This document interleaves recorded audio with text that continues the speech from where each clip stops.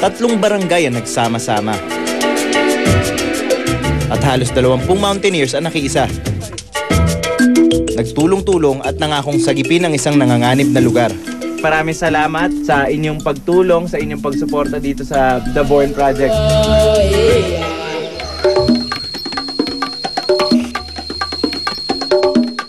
Kusang loob silang nagbigay ng donasyon. Iniwan ang kanilang regular na gawain para bigyan ng oras ang mga nangangailangan ng kalinga.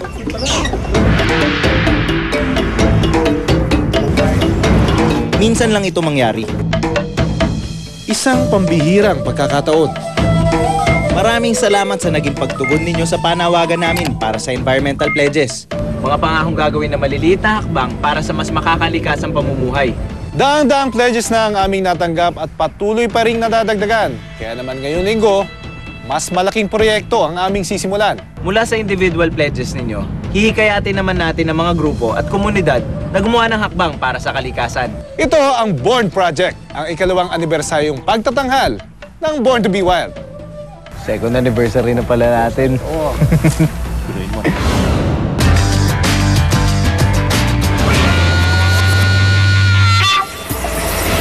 Noong nakaraang linggo, nakita nating maging ang maliliit nating gawain mayroong epekto.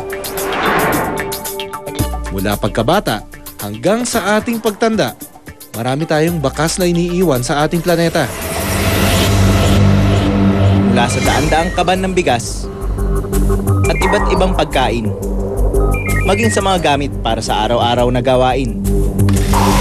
Walang dudang malaki ang ating kinukuha at iniiwan sa kalikasan.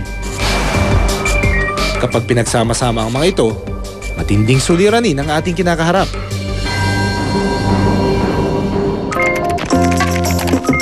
Pero ipinakita nyo rin sa amin na hindi imposibleng magsama-sama para gumawa ng pagbabago. Marami talaga ang nagpakita ng suporta. Instead of using the shower, I'll just use tabo and timba. My pledge. This Christmas, the gifts I will give to friends and loved ones, I'll wrap it using old newspapers with message telling them to do their share for the environment. I'll make sure na pagkatapos kong mag-computer, sisiguraduhin kong tatanggalin ko sa saksak ang computer ko. Kung malapit lang naman ang pupuntahan, mabuti nang magbike o maglakad na lang kaysa gumamit ng sasakyan. Para sa kalikasan. Para sa kalikasan. Maging mga barangay, eskwelahan at mga establishmento tulad ng restaurant at tindahan, sumali na. Ipagpapatuloy namin ang pagtuturo sa mga bata ang tamang pagre-recycle ng basura. Composting, alay ng Barangay Holy Spirit. Pagpapatuloy namin ang pagsisegregate ng basura. Inilagay ang mga tarpaulin na ito sa iba't ibang tindahan nang may mensahe na protektahan ng kalikasan. The Primer Group of companies pledged to distribute eco-friendly products by using materials that will cut down our carbon emissions significantly. To produce eco-friendly products, biodegradable and recyclable materials. To find, design, and make available earth-friendly products. Create more organic, recyclable, sustainable, and biodegradable shoes on certain styles. At bilang main event ng ating Born Project, may mission kami ni Kiko. Mga proyektong aming niluto para tulungan ang dalawa sa mga pinakamalapit sa aming puso.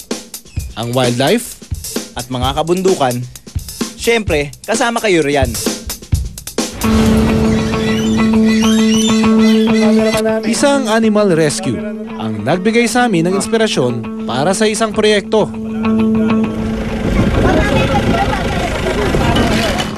Ang unggoy na si Monkey, dumating raw dito sa Santa Maria, Bulacan, 1 taon mahigit na ang nakararaan. Nagmula pa siya sa Isabela. At matamis ang naging pinagsamahan nila ng kanyang amo. Pagka siya nakawala, lalapitan ko lang siya. Gano'n lang ako nahandang, akit sa puno. Yayakap na sa akin yan. Kaya medyo nasalbahe siya, kanda kasi nung tinira siya ng pellet gun, tinamaan sa mata, kaya medyo nabulag yung isang mata niya. It's always a sad story for these animals kasi sila yung mga nabubulag, nasasaktan. That's why we really need to report them to the proper agencies kung may makita tayo at kung may pag-alaman tayo sa paligid natin, na i-report natin sila para mailagay sila kung saan sila dapat ilagay. Kaya't si Romel na pinsan ni Alfred, itinawag na sa amin si Monkey para ma-turn over sa tamang otoridad. 100% hindi kami malulungkot kasi ito naman hindi naman to home for this kind of animal eh. Kita natin to.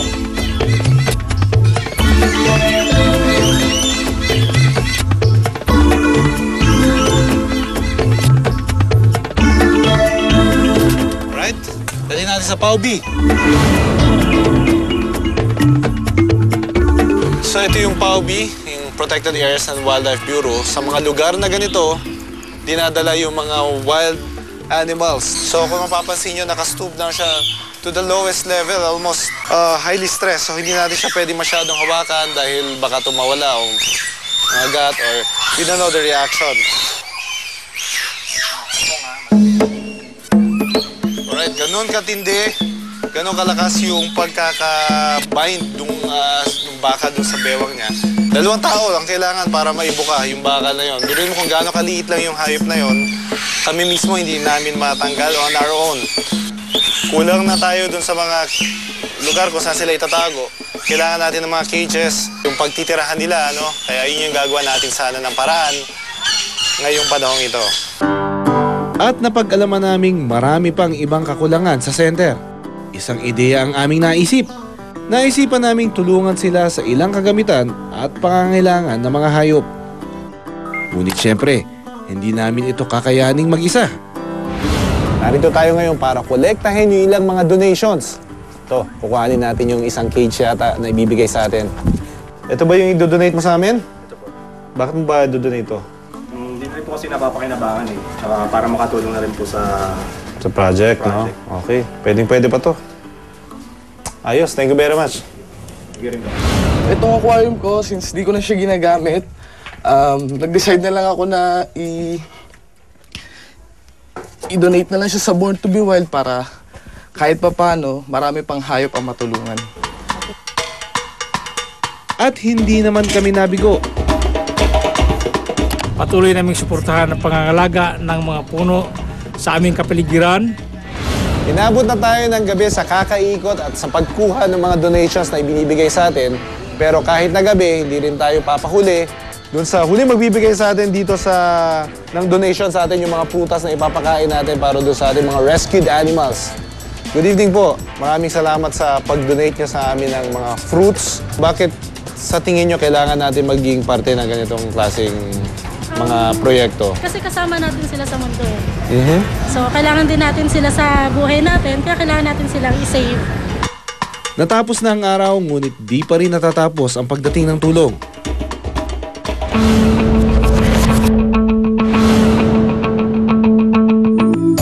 Ang sawang ito, nagkasugat-sugat dahil sa pilit na pagtakas mula sa bakal niyang hawla. This is a laceration, no? Ano yan? Lumala-expose yung muscles and then nasugat siya. Kita natin kung gaano ka-expose yung flesh niya. Para sa kalikasan, tatanggihan ko ang mga plastic na supot ng mga tindahan dahil ito yung nakikita nating bumabara sa mga drainage system noong panahon ng Andoy. Para sa kalikasan, sisimulan ko na mag-segregate ng basura. Ang bibiling kong hairspray at mga hairnet ay yung mga environment friendly. Kayo din ah. This program is being brought to you by EO Executive Optics.